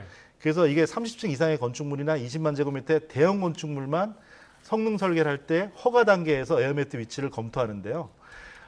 에어매트를 사용하는 것은 말씀드린 대로 선택이 아니고 앞 단계가 전부 실패했을 때 최후의 수단입니다. 그렇기 때문에 에어매트를 적극적으로 사용을 권장할 필요는 없지만 설치 위치, 가로수, 평상시의 사용 방법 이런 것들은 소방대도 훈련을 더 하셔야 되고 살피셔야 됩니다. 이번에 뒤집어진 사유도 분명히 이유가 있으니까 뒤집어졌으니까 해결해야 되겠죠. 하지만 여태까지 해오던 대로 그냥 해오면 또 사고가 나니까 그렇습니다. 근데 소방대의 반면에 관계인, 제실자, 시민분들이죠. 또 우리도 이런 거를 생각해서 사고를 훈련해둘 필요는 있습니다. 자, 그럼 지금 두 가지 측면에서 화재가 발생한 원인 그리고 구조하는 단계에서의 어떤 미비점 두 가지 측면으로 봐야 될 것 같은데 한 가지씩 꼽는다면 뭐가 제일 중요하겠습니까? 일단은 처음에 화재 측면에서는 모든 특성들은 공통점이지만 가장 중요한 거는 화재 징후가 보였는데 신속한 대처가 미비했던 부분 이게 가장 큰 부분인 것 같고요. 그리고 소방대 활동에서는 공백입니다. 에어매트 자체도 고정 매뉴얼도 없고 그리고 고정하라는 지침도 없고 아무 상황도 없기 때문에 그리고 뒤집힌 사례가 없었기 때문에 그렇습니다. 하지만 그렇기 때문에 앞으로도 이걸 그냥 놔두겠다? 그건 아니죠. 이런 상황도 있었으니까 이럴 때는 어떻게 해야 될지를 또 살펴볼 필요도 있겠습니다. 네, 물론 잘못은 가려야 하고 네. 잘못된 점은 개선을 해야겠지만 네. 사실 현장에 있는 소방관들을 누구보다 그 피해자들 살리고 싶지 않았겠습니까? 그렇습니다. 눈앞에서 이렇게 떨어져서 사망하는 걸 보면 트라우마가 꽤 심각할 것 같습니다. 어떻습니까? 그 실제 일선에서 전해지는 말씀을 그리고 매우 힘들어하고요. 매우 힘들어하고 그 아까 잠깐 말씀드린 제천화재 그 처음 도착했던 진화 팀장님도 수습대원 때 그 은평 가스 폭발 사고 때 처음 신입 대원이 그러니까 20년, 30년 이상을 근무하시면서 끔찍한 그리고 심지어 동료의 사망까지 이렇게 하시잖아요. 그러니까 오히려 전쟁터보다 우리나라 안에서 전쟁터가 없으니까 제일 생명의 그 전선에 계신 분들인데요.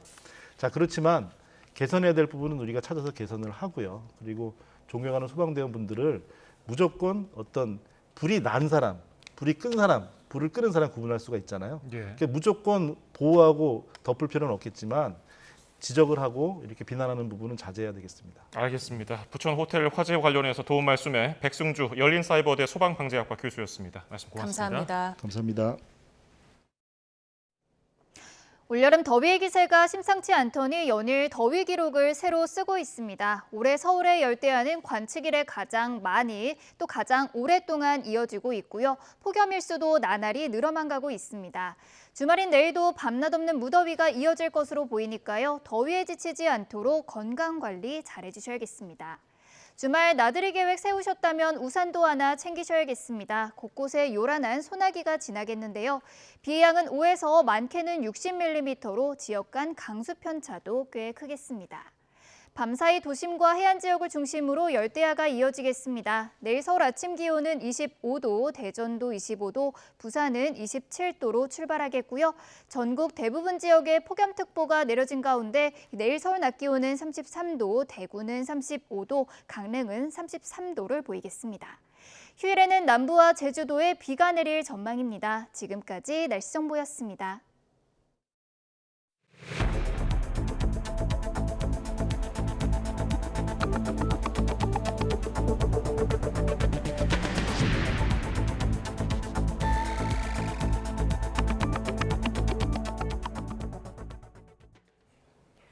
야당은 검찰 수사팀이 무혐의 결론을 낸 김건희 여사 명품 가방 사건과 함께 정부 역사관을 고리로 연일 여권의 파상 공세를 이어가고 있습니다. 국회 법제사법위원회에는 민주당이 발의한 김 여사 특검법이 또 하나 상정됐습니다. 나혜인 기자입니다. 민주당은 검찰이 김건희 여사에게 면죄부를 선물해 공직자의 배우자가 자유롭게 금품을 받을 수 있는 모세의 기적을 만들었다고 비꼬았습니다. 때마침 국민권익위원회는 공직자가 아니면 금액 제한 없이 명절 선물을 줘도 된다는 홍보에 나섰다며 블랙 코미디가 따로 없다고 성토했습니다. 배우자에게는 오해해서 주면 무제한 허용됩니다. 권익위가 대놓고 공직자에게 금품을 제공할 수 있는 탈법 수단을 가르쳐주고 있습니다. 결산 심사를 위해 열린 국회 법제사법위원회 회의장도 검찰을 향한 성토장으로 변했습니다. 국민의힘은 수사팀이 법적으로 타당한 판단을 내렸다고 엄호했지만 공직자의 배우자가 금품을 수수했을 때 처벌하는 배우자를 처벌하는 조항은 없습니다. 부정한 청탁이 있었던 것도 아니고요. 김 여사 명품 가방 사건과 주가 조작 연루 의혹을 수사할 특검법은 야당 주도로 또 한 건 상정됐습니다. 민주당은 광복절을 앞두고 불붙은 역사관 논란 역시 입법으로 매듭 짓겠다고 벼르고 있습니다. 일제 식민 지배를 미화한 인사를 고위공직에 임명할 수 없게 하는 법안을 마련해 당론으로 추진할 준비를 하고 있습니다.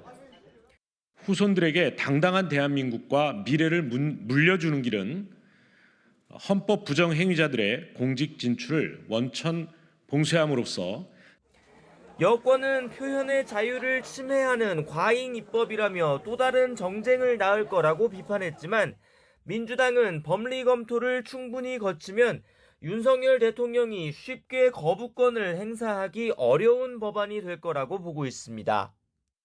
야권은 오는 28일 예고된 본회의는 물론 다음 달 막을 올리는 정기국회까지 계속해서 대여 공세 수위를 끌어올릴 거로 보입니다. 대정부 질문과 국정감사에 이어 다가오는 예산 정국까지 여당과의 대치는 불가피할 전망입니다. YTN 나혜인입니다.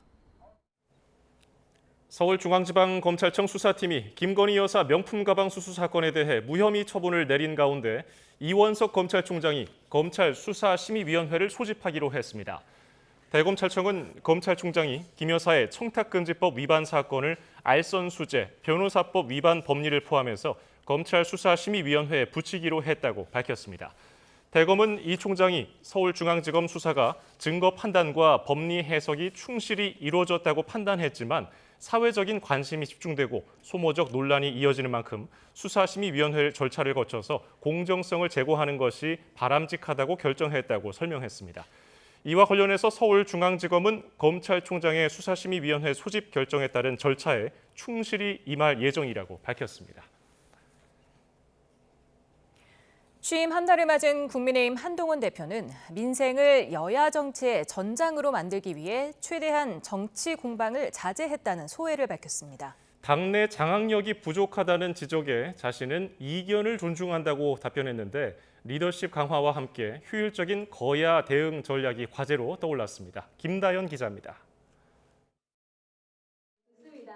국민의힘 한동훈 대표는 지난 한 달 동안 정치 공방을 최대한 자제했다고 자평했습니다. 공방에 열을 올리기보다 금융투자 소득세 폐지 같은 민생을 두고 생산적인 싸움에 집중했던 겁니다. 정치 목표로는 우상향 사회로의 성장과 격차 해소를 내세웠습니다. 금투세 폐지 논의 같은 민생을 여야 정치의 전장으로 만드는 것이 우리 정치를 위해서 필요하다고 생각했기 때문입니다. 당내 장악력이 떨어진다는 지적엔 민주당을 겨냥한 듯 한 명의 말을 무조건 따르는 건 정상적이지 않다며 자신은 이견을 존중한다고 답했습니다. 친한계 쪽에선 중진 의원들도 점차 마음을 열고 있고 특히 한 대표를 외롭게 하지 말라는 대통령 말이 무엇을 의미하겠느냐며 당정 관계는 문제 없다고 힘을 실어주고 있습니다. 하지만 최상병 특검법과 김경수 전 경남도지사 복권 등 일부 사안을 두고 대통령실과 엇박자를 내는 모습이 당내 여론에 부정적인 영향을 미친다는 목소리도 여전합니다. 친윤계 재선 의원은 YTN에 차별화 전략도 좋지만 그 방향이 당과 더 나아가 윤석열 정부에 도움이 돼야 한다고 지적했습니다. 국회의원이 아닌 원외 대표로서 거대 야당의 공세에 효율적으로 대응하기 위한 전략도 절실하다는 평가입니다. 야권이 친일 프레임으로 정부 여당의 역사관을 공격하는 동안 지도부는 뭐 했느냐는 쓴소리도 나왔습니다. 민주당은 그렇게 거세게 우리를 공격했음에도 불구하고 우리 당 지도부는 거기에 대해서 대변인들 성명 몇 개 이외에는 아무도 반응하지 않는 모습을 보면서 정말 좀 실망을 했습니다. 곧 열릴 여야 대표회담이 정치력의 시험대가 될 전망인데 뇌관은 한 대표 자신이 띄운 제3자 추천 방식의 최상병 특검법이 될 거란 전망입니다.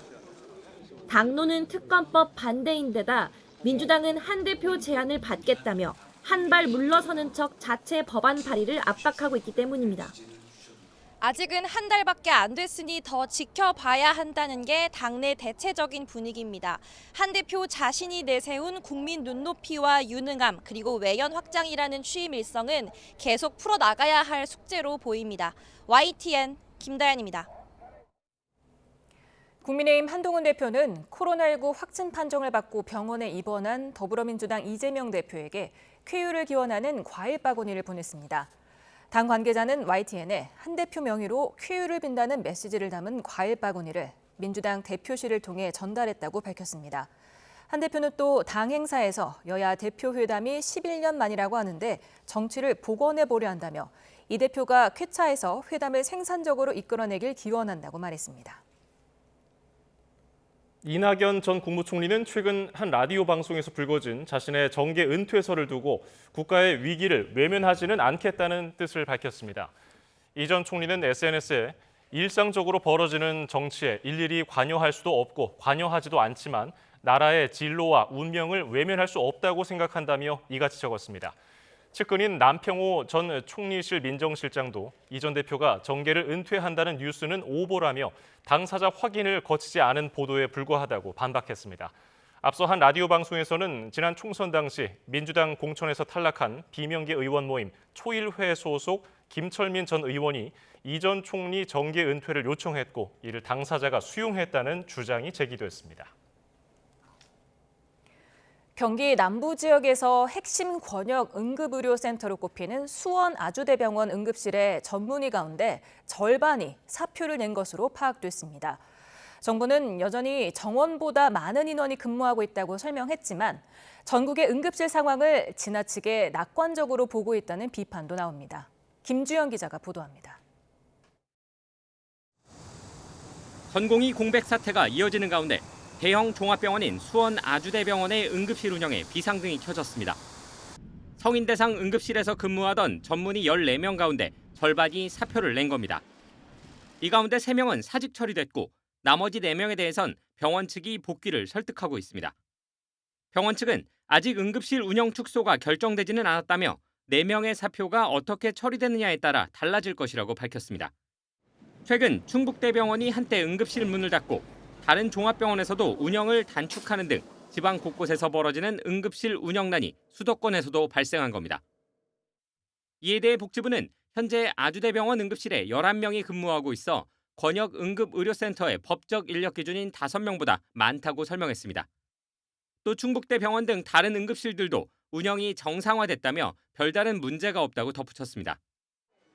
하지만 지금도 응급실들은 비상근무가 계속되고 있는데 정부가 너무 낙관적으로 상황을 보고 있는 것 아니냐는 비판도 나옵니다. 충북대 병원만 해도 전공의 등 21명이 근무하던 것을 몇 달째 교수 6명이 3교대 밤샘 근무를 하고 있기 때문입니다. 다른 대형 병원 응급실 역시 의사가 부족한 상황은 크게 다르지 않습니다. 그러니까 이게 우리 병원만의 문제는 아니고요. 저희 병원에 밤에 응급 당직 서잖아요. 경상남도 막 전라 또 순천 막 이런 데서 와요. 거기 있는 응급실들이 제대로 펑셔널을 못하니까. 정부는 응급실 진료 수가를 올리고 응급실을 찾는 경증 환자가 줄어들도록 유도하겠다는 방침이지만 근본적인 의료 인력 부족 문제를 해결하기는 쉽지 않아 보입니다. YTN 김주영입니다.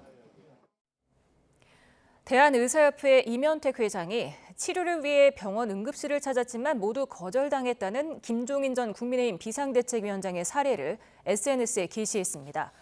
임 회장은 낙상 사고 뒤 응급실을 찾아 헤맸다는 김 전 위원장의 사연을 게시하며 정권 들으라는 듯 인터뷰했다고 덧붙였습니다. 김 전 위원장은 한 라디오 프로그램에 출연해 최근 넘어져서 이마를 다쳤는데 구급대가 22군데 응급실에 전화했지만 받아주지 않았다며 결국 예전에 다니던 병원을 찾아갔지만 거기엔 의사가 없었다고 밝혔습니다. 36주 태아 낙태 사건과 관련해 수술에 참여한 의료진 4명이 경찰에 추가로 입건됐습니다. 수술 당시 태아 생존 여부가 쟁점인데요.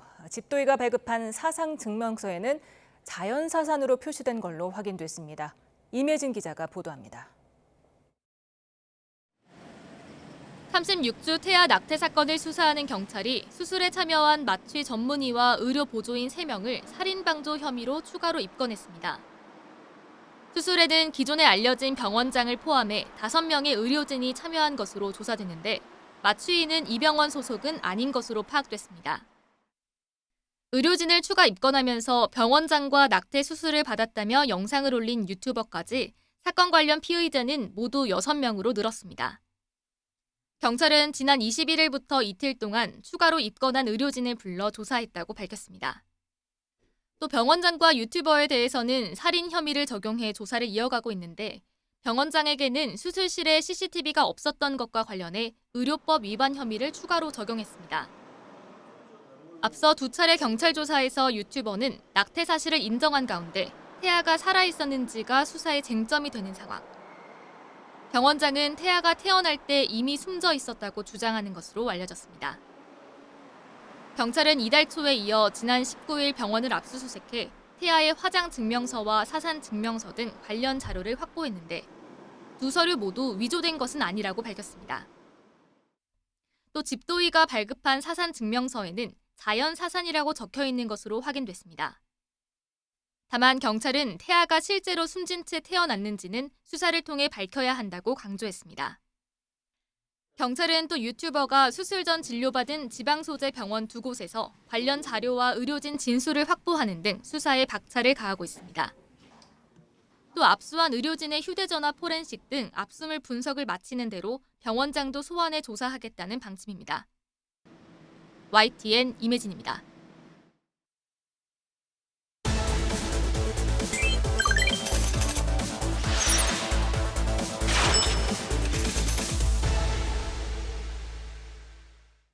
뉴스플러스 오늘의 경제픽입니다. 영상을 먼저 보시겠습니다. 카멀라 해리스 부통령 그리고 도널드 트럼프 전 대통령입니다. 해변을 다정하게 걷는 모습이었고요. 심지어 아기를 키우는 모습도 있네요. 자, AI 딥페이크로 만든 가짜 영상입니다. SNS를 통해서 이 영상이 확산하면서 논란이 일었죠. 자, 이번에는 SNS에 게시된 가짜 사진입니다. 트럼프 전 대통령이 자신의 SNS에 팝스타 테일러 스위프트가 자신을 지지한다는 내용이 담긴 가짜 사진들을 올린 건데요. 테일러 스위프트, 지난 2020년 대선 당시 바이든 대통령을 지지했기 때문에 이번에는 해리스 후보를 지지할 거라는 전망이 나옵니다. 자, 트럼프 전 대통령이 경찰에게 쫓기고 있는 모습입니다. 표정을 보니까 아주 다급해 보이죠. 자, 결국 경찰에게 체포되는 모습까지 사진으로 나오는데요. 자, 체포됐습니다. 이 사진 역시 가짜입니다. 미국 대선 70여일을 앞두고 미국 정치권은 AI 딥페이크로 만든 가짜 영상과 사진으로 골머리를 앓고 있습니다. 도를 넘는 가짜 뉴스에 정치인이나 연예인뿐 아니라 재벌 총수들도 몸살을 앓고 있습니다. 기업 이미지가 추락하고 주가가 출렁이는 등 피해는 크지만 정작 유포자 처벌은 솜방망이 수준입니다. 최하영 기자입니다. 지난 6월 정몽구 현대차그룹 명예회장 사망설이 사설 정보지를 넘어 유튜브까지 퍼졌습니다. 난데없는 허위 정보였지만 계열사 주가가 크게 요동치면서 현대모비스는 결국 사실무근이라는 반박 공시까지 띄었습니다. 세기의 이혼으로 주목받은 SK 최태원 회장도 가짜뉴스로 곤욕을 치렀습니다. 일부 유튜브 채널에선 회장 해임설부터 구속 수사설까지 온갖 괴소문이 난무했습니다. 모두 허무맹랑한 소리지만 특정 영상은 조회수가 25만 건에 달했습니다. 지난 6월 삼성전자는 1조 원대 웨이퍼 폐기설에 시달리며 8만 원대 주가가 무너졌고 지난해 유튜브에선 이재용 회장이 투자한 코인이라며 투자자를 속인 간큰 사기도 있었습니다. 특히 이재용 회장의 등명으로 이 코인이 무료로 지급까지 하면서 이 코인 앞으로 5,000% 상승의 시작입니다. 이처럼 연예인이나 정치인뿐만 아니라 기업 총수들도 가짜뉴스의 표적이 되고 있습니다. 문제는 이런 허위 정보가 당사자를 넘어 기업과 소액주주에게도 악영향을 준다는 겁니다. 가짜 뉴스가 널리 퍼지게 되면은 단기간에 이제 주가 변동성이 커지게 되고요. 소액 투자자들이 보통 단기 투자를 많이 하기 때문에 이런 변동성에 따라 손실을 볼 계기도 많아가지고 정보에 노이즈를 많이 주기 때문에 부정적인 영향을 미칠 수 있다라고 보시면 될 것 같습니다. 하지만 정작 유포자 처벌은 솜방망이 수준입니다. 정보통신망법상 허위 사실로 명예를 훼손하면 7년 이하의 징역이나 5천만 원 이하의 벌금형에 처할 수 있지만 실제로는 200만 원 이하의 벌금형이 대다수입니다. 최근 유튜버 찌양 협박 사태에서 볼 수 있듯 유명세를 노린 악의적 뉴스가 돈벌이 수단이 되면서 유포자의 이익을 몰수하고 징벌적 손해배상까지 해야 한다는 목소리도 커지고 있습니다. YTN 최하영입니다. 우리나라 경제활동 인구가 불과 4년 뒤부터 줄어들기 시작한다는 어두운 전망이 나왔습니다. 경제활동 인구는 2027년에 정점을 찍고요. 이후 내리막을 걷는데 저출생과 고령화 등 인구 구조가 변하는 게 원인으로 분석됩니다. 가장 활발한 경제활동을 하는 15세에서 65세로 범위를 좁혀보면 2032년에는 2022년 대비 170만 명 이상 줄어든다는 예측이 나왔습니다. 자, 반면에 65세 이상 일하는 인구는 202만 명 가까이 늘어난다는 전망입니다. 취업자 수 역시 2027년을 정점으로 점차 줄어들 거라는 예측인데요. 고용정보원은 지속적인 성장을 위해서는 2032년에 89만 명이 넘는 일손이 더 필요하다고 분석했습니다. 내수 경기가 저조한 원인으로 고물가와 고금리 등이 거론되지만 결국 저출산과 고령화라는 인구 변화도 구조적인 제약 요인이라는 진단이 나왔습니다. 류환홍 기자입니다.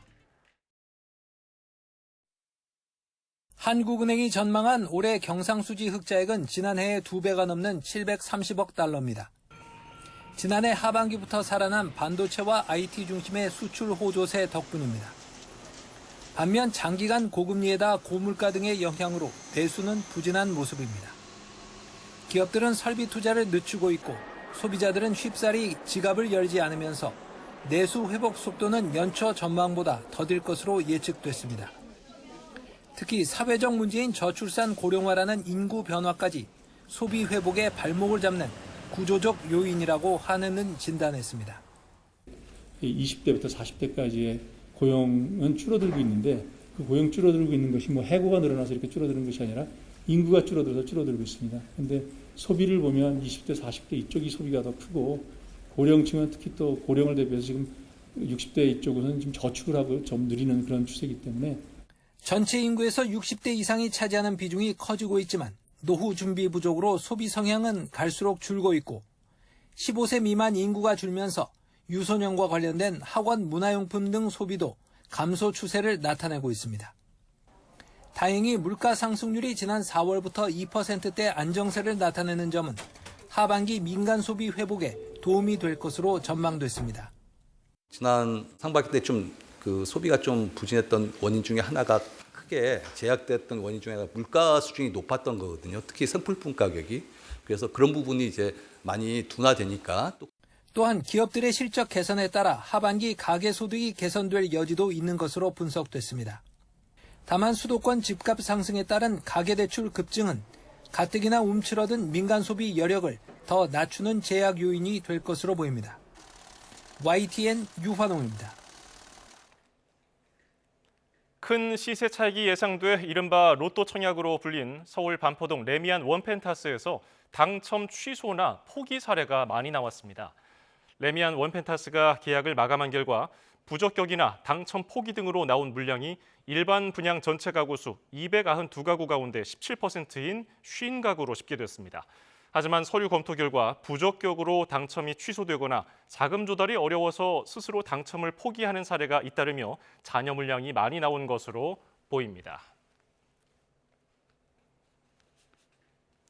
NH농협은행에서 100억 원대 금융사고가 또 발생했습니다. 농협은행은 서울에 있는 한 영업점에서 횡령 가능성이 있는 부당 여신거래 행위를 발견해 지난 20일 감사에 착수했다고 밝혔습니다. 직원 A씨는 지인 명의를 도용하는 방식으로 거액의 대출을 한 것으로 조사됐습니다. 파악된 금액만 지난 2020년 6월부터 올해 8월까지 117억 원에 달합니다. 카카오가 티몬과 위메프 사태 여파로 자금난에 처한 모바일 교환권 발행 업체인 M12와 계약을 해지하고 기프티콘 환불을 진행하기로 했습니다. M12는 카카오톡 선물하기에서 본죽과 할리스 등의 기프티콘을 판매해왔고 미사용 교환권과 모바일 교환권은 오는 26일부터 차례로 100% 환불이 이루어집니다.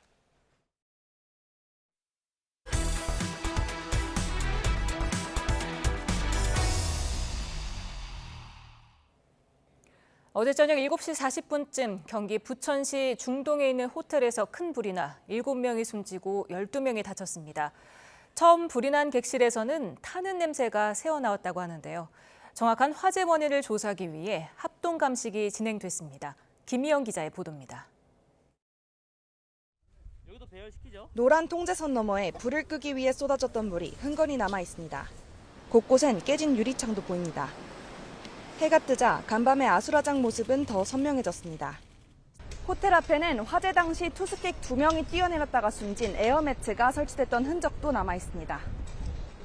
합동 감식에 나선 경찰과 소방 등 관계자들은 처음 불이 시작된 810호 객실을 중심으로 화재 원인을 분석하기 시작했습니다. 사상자들이 발견된 계단과 복도의 구조 등도 하나하나 살핀 것으로 전해졌습니다. 화재 장소로 확인된 8층의 정확한 화재 원인 규명을 비롯해 화재 발생 이후 총 19명의 사상자가 발생한 정확한 원인을 규명하기 위해서 집중하였습니다. 화재 발생 당시 처음 불이 시작된 810호에는 아무도 없던 것으로 파악됐는데 앞서 객실을 예약했던 투숙객이 방에서 타는 냄새가 난다며 다른 방으로 바꿔달라고 요청한 탓이었습니다. 소방당국은 이 과정에서 객실 문이 열렸고 이후 방 안을 가득 채웠던 연기가 틈 사이로 빠르게 퍼져나와 피해가 커진 것으로 보고 있습니다.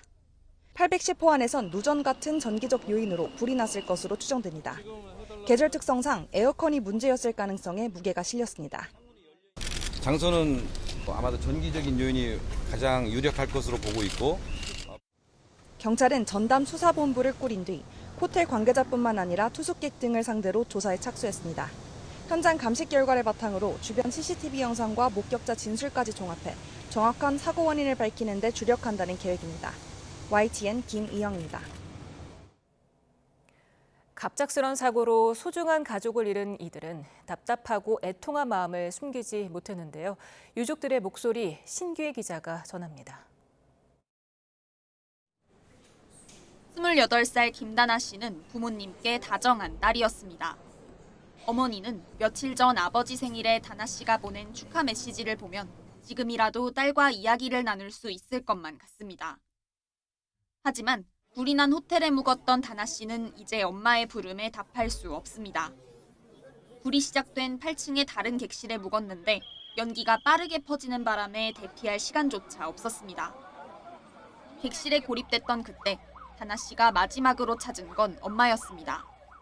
장례식 하지 말고 내가 쓴 일기랑 그런 거 다 버려. 그리고 구급대원들 안 올라올 것 같아. 왜? 나 죽을 것 같거든. 5분 뒤면 진짜 숨 못 쉴 것 같아. 이제 끊어. 전화기 너머 목소리가 마지막 인사가 될 줄은 꿈에도 몰랐던 가족들. 112에 전화해 딸이 있는 곳을 알려달라고 호소했지만 돌아오는 건 집에서 기다리고 있으라는 말뿐이었습니다.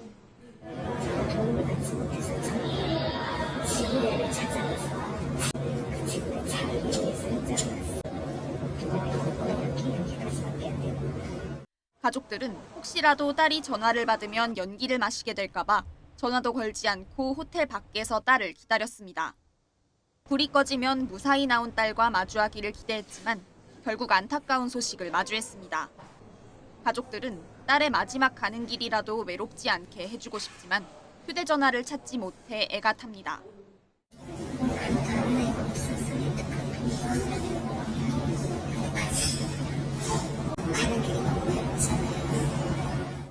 이번 화재로 7명이 목숨을 잃었습니다. 희생자들이 부천 시내 3개 장례식장에 나뉘어 안치된 가운데 부천시는 유족들의 심리적 안정과 장례 절차 등을 최대한 지원하겠다는 입장입니다. YTN 신계입니다. 이상민 행정안전부 장관이 부천 호텔 화재 현장을 방문해 사고 원인을 살폈습니다. 특히 에어매트가 뒤집혀 사망자가 나온 데 대해 사고 원인이 집중 조사 대상에 오를 전망입니다. 현장 점검 상황 함께 보시죠. 저도 이제 동영상을 봤습니다만 에어매트가 뒤집어지더라고요. 예. 그럼 이제 설치상의 오류였나요? 아니면은 어떤 문제가 있었던 거죠? 창문이 열려 있는 그 층이 거긴데 에어매트는 아주 정상적으로 설치를 했습니다. 큰 거로 10층 이상용으로 정상적으로 설치해서 했는데 모서리로 떨어지면서 이게 이렇게 뒤집히는 현상이 생긴 게 처음에 이제 일본 SNS나 이런 데에 뒤집어서 설치를 했기 때문에 그랬다, 문제가 생겼다, 뭐 이런 식으로 알려졌는데 주차장 들어가는 바닥이 약간 경사도가 좀 있습니다. 경사도가 있고 또 이 모서리로 떨어졌고 하는 거에 대해서 이런 뒤집어지는 현상이 어떻게 생겼는지에 대해서는 전문가 자문을 받아서 연구를 할 계획입니다. 잡고 있거나 그러진 않습니까? 예, 그렇게 해주는데 그때 당시에 인원이 부족해서. 네, 다음 소식입니다. 몸무게 400g, 국내에서 가장 작은 몸집으로 태어난 쌍둥이 형제 중 한 명이 병원 치료를 마치고 건강하게 퇴원했습니다. 태어나자마자 여러 차례 생사의 고비를 맞으며 생존 가능성이 희박했는데 의료진의 헌신과 노력, 또 부모의 사랑이 기적을 만들어냈습니다. 김기수 기자가 만나고 왔습니다. 지난 3월 세상에 나온 쌍둥이 형제 강우와 강민이 22주 3일 만에 양수가 터지면서 예정일보다 일찍 태어나 출생 당시 몸무게는 불과 400g. 태어나자마자 인공호흡기를 달고 심폐소생술을 해야 할 정도로 상태가 나빴습니다. 의료진이 판단한 쌍둥이 형제의 생존율은 0%에 가까웠습니다. 면회 시간 갈 때마다 선생님께서 좀 확률이 좀 떨어진다라는 말씀을 계속 하셔갖고 저희도 마음의 준비를 하고 있었고, 태어난 지 이틀 만에 기흉이 생겨 흉관을 삽입하고 괴사성 장염으로 위험한 수술을 받기도 했습니다. 또 자칫 실명까지 될 수 있는 망막증 치료를 위해 서울의 병원으로 옮겨간 적도 있습니다. 그야말로 매일 매 순간이 고비였다고 의료진은 회고합니다. 엄마만큼의 서포트를 지원을 해주기라는 건 사실 어렵습니다. 그래서 사실 밖에서 신생아 중환자실에서 우리가 열심히 케어는 하지만 굉장히 불안정한 상태로 있어서 거의 한 100일까지는 매일매일이 고비인 것 같습니다. 가냘픈 몸으로 여러 죽음의 고비를 넘기며 100일 넘게 견뎌낸 강우와 강민이 지금은 몸무게도 출생 당시보다 10배 넘게 늘어난 4.5kg까지 자랐습니다. 쌍둥이 형제 가운데 둘째는 태어난 지 170일 만에 태어나게 됐습니다. 첫째는 아직 입으로 먹는 힘이 약해 회복이 더 필요하지만 다행히 건강엔 큰 문제가 없다고 의료진은 설명했습니다. 둘째 아이를 무사히 안고 퇴원할 수 있게 된 아빠는 힘든 과정을 잘 이겨내준 아이가 너무도 고맙고 대견스러울 뿐입니다.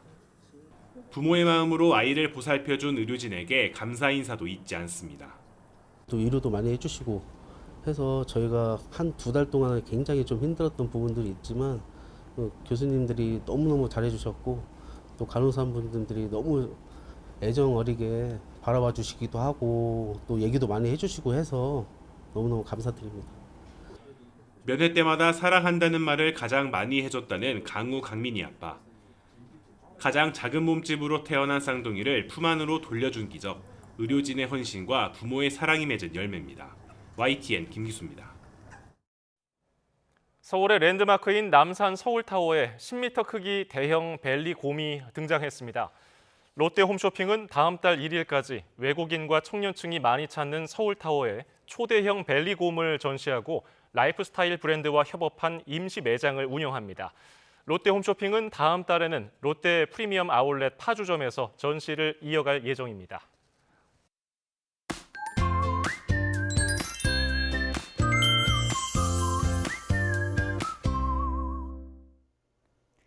긴 한 주가 끝이 나고 내일은 벌써 주말입니다. 주말을 맞아서 외출이나 나들이 계획 세우신 분들 많으실 텐데요. 주말 날씨 함께 알아볼까요? 네, 날씨가 좀 시원해지면 좋겠지만 아쉽게도 휴일까지 무더위는 여전하겠습니다. 특히 서울에서는 최다 열대야라는 신기록을 세우고 있잖아요. 맞아요. 오늘 밤 사이에도 서울은 열대야 기준인 25도를 웃돌 가능성이 크고요. 한낮에는 무더위가 기승을 부리겠습니다. 더위 속에 비 소식도 있습니다. 내일은 전국 대부분 지역에 소나기가 지나겠고요. 모레는 남부지방을 중심으로 가끔 비가 내리겠습니다. 따라서 외출하실 때는 작은 우산 하나 챙기셔야겠는데요. 소나기의 양은 5에서 많게는 60mm로 지역 간 강수 편차가 크겠습니다. 또 곳에 따라 시간당 20에서 30mm로 강하게 쏟아질 수 있으니까요. 교통 안전에도 유의하셔야겠습니다. 은재 씨, 이번 주말에 소나기 말고 주의할 점이 있다고요? 네, 맞습니다. 바로 말벌인데요. 길어지는 무더위에 벌쏘임 사고가 늘어나고 있습니다. 맞아요. 기온이 상승할수록 말벌의 활동이 활발해지고 개체수도 증가하기 때문인데요. 이 벌쏘임 사고를 예방하기 위해서는 밝은 계열의 긴 소매 옷을 착용하는 게 좋고요. 향수와 헤어스프레이 등 향이 강한 제품은 되도록 피해 주셔야 합니다. 또 벌은 단맛을 참 좋아하는데요. 야외에서 취식할 때는 음식을 덮어두거나 밀폐 용기에 보관하고 쓰레기는 밀봉에 처리하는 게 좋습니다. 지금까지 날씨 캔버스의 신미림, 고은재였습니다. 오늘 저희가 준비한 뉴스 플러스는 여기까지입니다. 잠시 뒤에는 뉴스퀴어 저녁 8시 뉴스가 방송됩니다. 고맙습니다.